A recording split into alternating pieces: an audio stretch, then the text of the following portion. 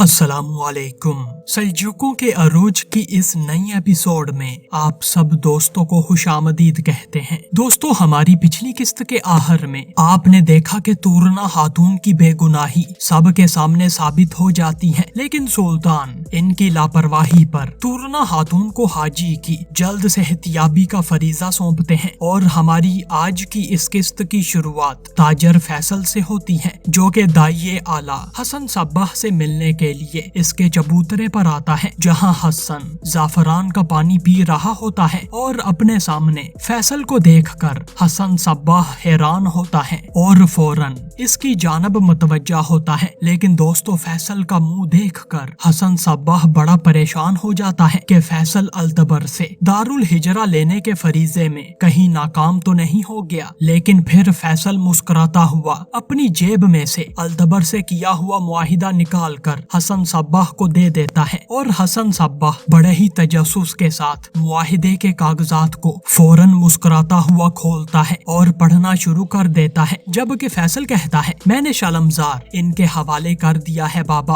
अब वहाँ आपकी कुव्वत राज करेगी। जबकि हसन सब्बाह मुआहिदा पढ़कर बड़ा खुश होता है और फैसल कहता है, सल्जूकों ने जो तबाह किया था वो दारुल हिजरा हमने वापस ले लिया है। हसन सब्बाह कहता है, बहुत खूब फैसल बेटा।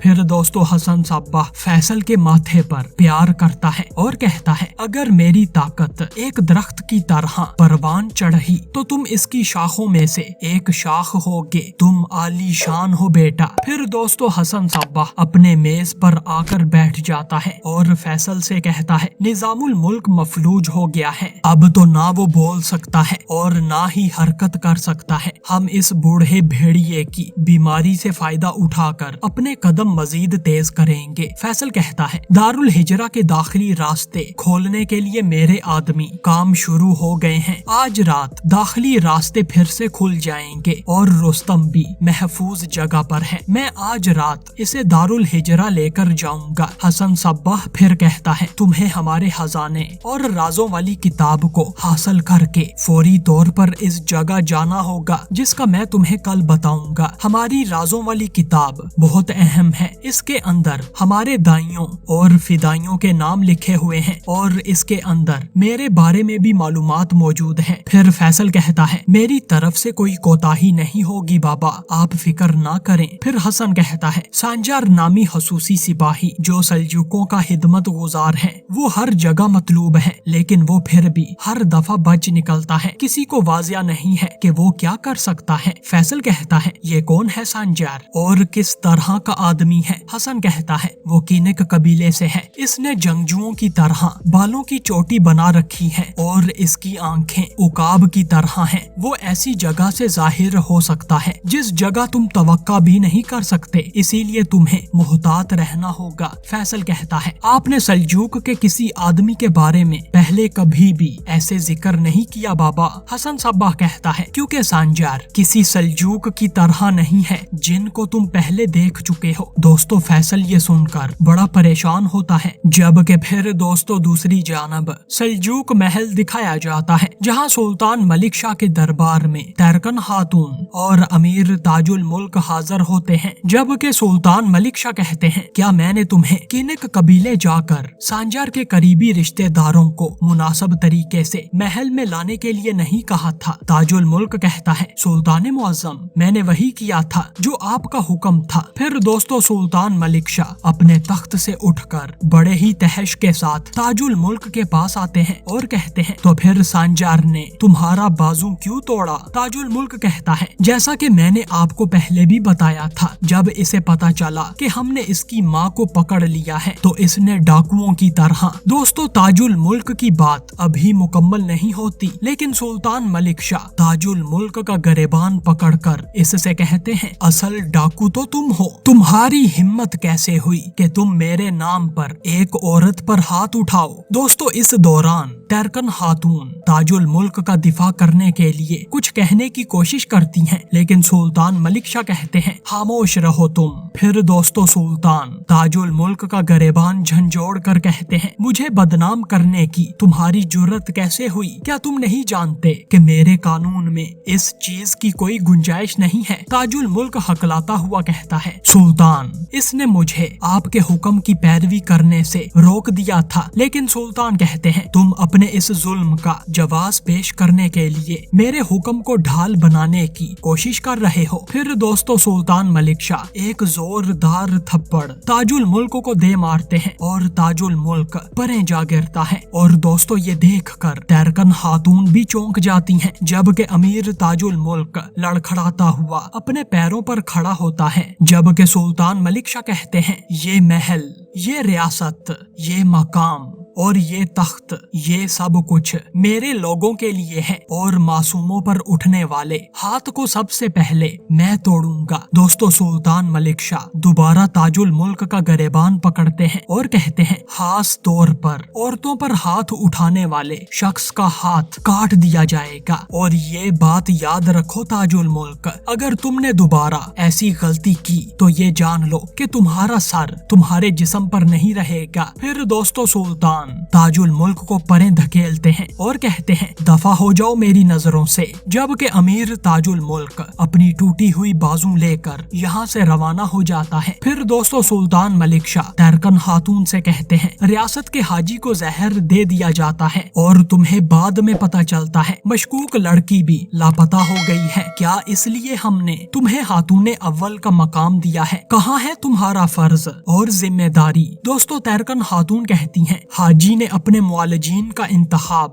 खुद किया था, इसीलिए मैं इस मामले में नहीं पड़ी सुल्तान मुअज्जम। लेकिन दोस्तों सुल्तान बड़े ही गुस्से में कहते हैं तुम्हारे बहाने तुम्हारी लापरवाही का मुआवजा अदा नहीं कर सकते। सफरिया खातून बरसों से खातूने अव्वल रही हैं, क्या कभी ऐसा वाकया पेश आया है? अपने ख्वासों में वापस आ जाओ तैरकन। दोस्तों तैरकन खातून सुल्तान मलिक शाह का गजब देखकर बड़ी ही परेशान हो जाती हैं। जबकि सुल्तान मलिक शाह मजीद कहते हैं अगर अब ऐसी लापरवाही हुई तो फिर इसमें जो भी मुलव्वस हुआ मैं हर एक को महल से निकाल दूंगा। अब बतौरे खातूने अव्वल वो मशकूक लड़की जो कोई भी है इसको तुम मेरे हजूर पेश करोगी। अगर तुमने ये ना किया तो मैं तुम्हारी इस गलती को मुआफ नहीं करूंगा बल्कि मैं तुम्हें सजा दूंगा। दोस्तों तैरकन खातून ये सुनकर चौंक जाती हैं और अपना सर हम करके अपने सुल्तान से कहती हैं जो आपका हुक्म मेरे सुल्तान। फिर दोस्तों तैरकन खातून बड़ी ही परेशानी के साथ यहाँ से चली जाती हैं। इतने में दोस्तों हाजब कामच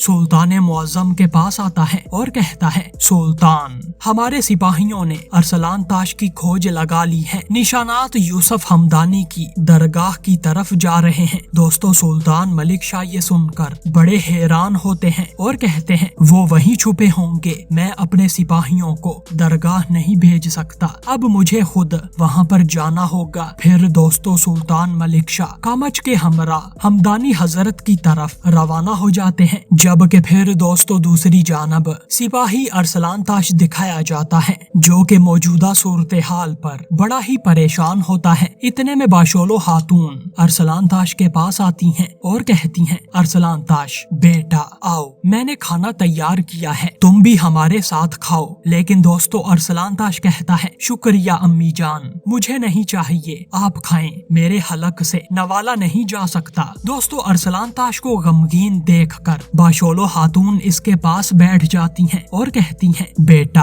क्या तुम्हारे दिल का जख्म अभी तक ठीक नहीं हुआ क्या? तुम्हें हकीकत का भी पता चल गया है और तुमने मुआफी भी मांग ली है। फिर अरसलान ताश कहता है काश कि मैं अपने ही जख्म के दर्द में डूब जाता, मैंने सांजार को भी अपने साथ घसीटा है, वो मेरी जान बचाने के लिए सुल्तान मलिक शाह के खिलाफ खड़ा हो गया है और अब इसने मेरी अम्मी को बचाने के लिए अपनी जान खतरे में डाल दी है और मैं यहाँ बैठा हूँ। दोस्तों बाशोलो खातून कहती हैं फिलहाल सांजार ने तुम्हें यहाँ ठहरने के लिए कहा है, जरूर इसका कोई मंसूबा होगा। अरसलान ताश रोता हुआ कहता है पता नहीं मेरी अम्मी बची होंगी या नहीं, कौन जानता है कि इतने सालों में इनके साथ कितना तशद्दुद हुआ होगा। मुझे नहीं मालूम कि उन्होंने मुझसे झूठ बोलने के लिए इनको कैसे डराया होगा। बाशोलो खातून फिर कहती हैं, बेटा होना अपना दिल अपने हाथ में पकड़ने के मुतरादिफ है और एक माँ अपने बेटे के लिए हर दर्द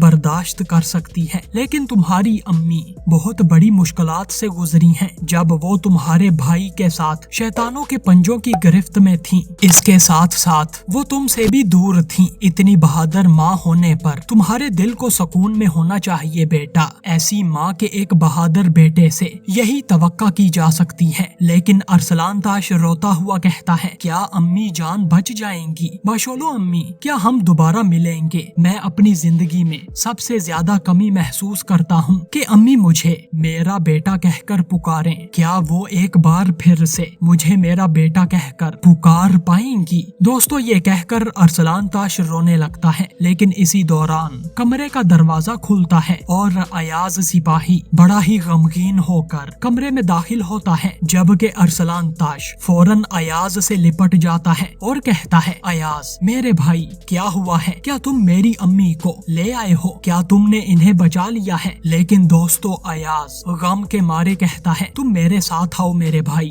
ये कहकर अयाज यहाँ से चला जाता है, जबकि अरसलान ताश और बाशोलो खातून बड़े ही परेशान होते हैं और फिर अरसलान ताश अयाज के पीछे यहाँ से रवाना हो जाता है। और दोस्तों, यही इस मुश्किल सूरत हाल के साथ हमारी आज की इस किस्त का इख्तिताम होता है।